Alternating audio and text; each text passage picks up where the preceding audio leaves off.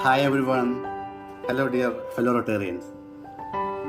Rotary എന്ന മഹാപ്രസ്ഥാനത്തിൻ്റെ സ്ഥാപകനായ പോൾ പി ഹാരിസിൻ്റെ ജന്മദിനം കൊണ്ടാടുന്ന ഈ വേളയിൽ പോൾ പി ഹാരിസിനെ പറ്റിയും റോട്ടറിയുടെ വളർച്ചയെപ്പറ്റിയും ഒരു ചർച്ച ഡിസ്ട്രിക്ട് 3211 ക്രിയേറ്റീവായ ഒരു ഇമ്പാക്റ്റ് ഉണ്ടാക്കുമെന്ന് വിചാരിച്ചുകൊണ്ട് ഞാൻ ഒന്ന് രണ്ട് കാര്യങ്ങൾ നിങ്ങളുമായി പറഞ്ഞു. 1900 ആണ്ടിലെ ഒരു സായാഹ്നത്തിൽ ചിക്കാഗോയുടെ വടക്കൻ പ്രവിശ്യയിൽ ബോബ് ഫ്രാങ്കുമായി ഒരു അത്താഴം ആസ്വദിക്കുന്നതിനായി പോൾ പി ഹാരിസ് ആഗതനായി. അവരിരുവരും ആ മനോഹരമായ തെരുവിലൂടെ നടക്കാനിറങ്ങി. ബോബ് ഫ്രാങ്കിന്റെ എല്ലാ കച്ചവടക്കാരുമായിട്ടുള്ള സ്നേഹോഷ്മളമായ സൗഹൃദം കണ്ട് പോൾ പി ഹാരിസ് അത്ഭുത പരവശനായി. അദ്ദേഹം ചിന്തിച്ചു, 4 വർഷങ്ങൾക്ക് മുമ്പ് 1896 ഞാൻ ചിക്കാഗോയിൽ വന്നിട്ട് ഇതുപോലൊരു സൗഹൃദ വലയം ഞാൻ കണ്ടിട്ടുണ്ട് എന്നോർത്ത് അദ്ദേഹം ആശ്ചര്യപ്പെട്ടു. തിരികെ വെർമൗണ്ടിലെ വാലിംഗ്ഫോളിൽ എത്തിയ അദ്ദേഹം തൻ്റെ ഇടത്തും അതുപോലൊരു സൗഹൃദ കൂട്ടായ്മ സ്ഥാപിക്കുവാനായി അതിയായി വെമ്പൽ കൊണ്ടു. അദ്ദേഹം പതിയെ തൻ്റെ അടുത്ത പ്രൊഫഷണലുകളെയും കച്ചവടക്കാരെയും ബിസിനസ് ഉന്നമനത്തിനും സമൂഹത്തിനും സുഹൃത്ത് വലയത്തിനുമായി കുറച്ചാളുകളെ ഒരു പ്ലാറ്റ്ഫോമിലേക്ക് ക്ഷണിക്കുകയുണ്ടായി. ആ ചിന്തയാണ് ഇന്നീ കാണുന്ന മഹത്തായ റോട്ടറി ക്ലബിൻ്റെ ഉദ്ഭവത്തിന് നാന്ദി കുറിച്ചത്. പോൾ പി ഹാരിസ് ചിന്തിച്ചു, ഈ മഹത്തായ പട്ടണത്തിലെ 100 കണക്കിന് അല്ലെങ്കിൽ 1000 കണക്കിന് സൗഹൃദങ്ങൾ ഞാൻ അനുഭവിക്കുന്നുകൊണ്ടിരിക്കുകയാണ്.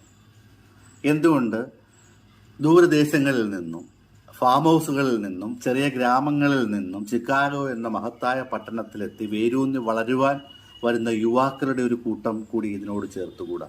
ഞാൻ ആഗ്രഹിച്ച പോലെ വളരാനുള്ളൊരിടവും സൗഹൃദവും ഞാൻ കാക്ഷിച്ചതുപോലെ ക്രിയേറ്റീവായിട്ടുള്ള യുവാക്കളുടെ എന്തുകൊണ്ട് സൃഷ്ടിച്ചുകൂടാന്ന് പോൾ പി ഹാരിസ് ചിന്തിച്ചതാണ് റോട്ടറി എന്ന മഹാപ്രസ്ഥാനത്തിൻ്റെ വളർച്ചയ്ക്ക് ആക്കം കൂട്ടിയത്. 1968 ഏപ്രിൽ മാസം 19 ജോർജിൻ്റെയും കോർണിലിയ ബ്രയാൻ്റെയും മകനായി പോൾ പി ഹാരിസ് ഭൂജാതനായി. പിതാവായ ജോർജിൻ്റെ കച്ചവടം മോശമായതിനെ തുടർന്ന് 1871 ഹാരിസും അദ്ദേഹത്തിൻ്റെ ജ്യേഷ്ഠ സഹോദരനായ സെസിലും വെർമൗണ്ടിലെ വെല്ലിംഗ്ഫോർഡ് എന്ന സ്ഥലത്തെ മുത്തച്ഛൻ്റെയും മുത്തശ്ശിയുടെയും സംരക്ഷണയിലേക്ക് അയച്ചു. ഹവാർഡ് മുത്തശ്ശനും പമീല മുത്തശ്ശിയുമാണ് പോൾ പി ഹാരിസിനെ വളർത്തിയത്. ഹാരിസ് ഒരു വികൃതി കുട്ടിയായിരുന്നു. പലപ്പോഴും സ്കൂളുകളിൽ വികൃതിത്തരം കാട്ടുകയും സൂത്രപ്പണികൾ ഒപ്പിക്കുകയും ക്ലാസ്സിൽ കയറാതെ കറങ്ങി നടക്കുകയൊക്കെ ചെയ്തിരുന്നു. ലൂട്ട്ലോയിലെ ബ്ലാക്ക് റിവർ യൂണിവേഴ്സിറ്റിയിൽ ചേർന്നെങ്കിലും ആഴ്ചകൾക്കുള്ളിൽ തന്നെ അദ്ദേഹത്തെ പുറത്താക്കി. 1886 ബർലിംഗ്ടണിലെ വെർമൗണ്ട് യൂണിവേഴ്സിറ്റിയിൽ ചേർന്നുവെങ്കിലും അധികം താമസിയാതെ 3 പേരോടൊപ്പം യൂണിവേഴ്സിറ്റിയിൽ നിന്നും പുറത്താക്കപ്പെട്ടു. അധോലോക ഇടപെടലുമായി ബന്ധപ്പെട്ട കുറ്റകൃത്യങ്ങൾക്കാണ് പുറത്താക്കിയതെങ്കിലും താൻ അതിൽ നിരപരാധിയാണെന്നും ആകസ്മികമായി അതിൽ പെട്ടുപോയതാണെന്നും അദ്ദേഹം പിന്നീട് പ്രിൻസ്റ്റൺ യൂണിവേഴ്സിറ്റിയിൽ ചേർന്നുവെങ്കിലും 1888 അദ്ദേഹത്തിൻ്റെ മുത്തച്ഛൻ്റെ മരണത്തിന് ശേഷം ഏകദേശം എല്ലാ സെമസ്റ്ററുകളുമൊക്കെ പൂർത്തിയായതാണെങ്കിലും തിരിച്ച് യൂണിവേഴ്സിറ്റിയിലേക്ക് പോയില്ല. പ്രിൻസ്റ്റൺ യൂണിവേഴ്സിറ്റിക്ക് ശേഷം ഒരു നിയമ സ്ഥാപനത്തിൽ അപ്രന്റീസായി ജോലിക്ക് കയറുകയും അപ്രന്റീസ്ഷിപ്പിന് ശേഷം ലോവ യൂണിവേഴ്സിറ്റിയിൽ നിന്നും നിയമ ബിരുദം കരസ്ഥമാക്കുകയും ചെയ്തു. 1896 ചിക്കാഗോയിൽ താമസമാക്കുകയും 4 ദശാബ്ദത്തോളം നിയമ സഹായം നൽകി പ്രവർത്തിക്കുകയും ചെയ്തു. പോൾ ഹാരിസ് ഒരു പ്രകൃതി സ്നേഹിയാണ്. അദ്ദേഹം ഒരു നേച്ചർ ക്ലബിൽ ജോയിൻ ചെയ്തിട്ടുണ്ട്. നേച്ചർ ക്ലബിൻ്റെ സ്വഭാവം ശനിയാഴ്ച വൈകുന്നേരങ്ങളിൽ സായാഹ്നങ്ങളിൽ അവിടുത്തെ താഴ്വരകളിലൂടെയും പർവ്വതങ്ങളിലൂടെ മുകളിലൂടെയും കൃഷിസ്ഥലങ്ങളിലൂടെയും വയലുകളിലൂടെയും നാട്ടുവഴികളിലൂടെയും നടക്കുക എന്നുള്ളതായിരുന്നു. 1908 പ്രിയറി ക്ലബ് എന്ന് നാമകരണം ചെയ്യപ്പെടുകയും അതിൻ്റെ ഡയറക്ടേഴ്സിൽ ഒരാളായി പോൾ പി ഹാരിസ് പ്രവർത്തിക്കുകയും ചെയ്തിട്ടുണ്ട്.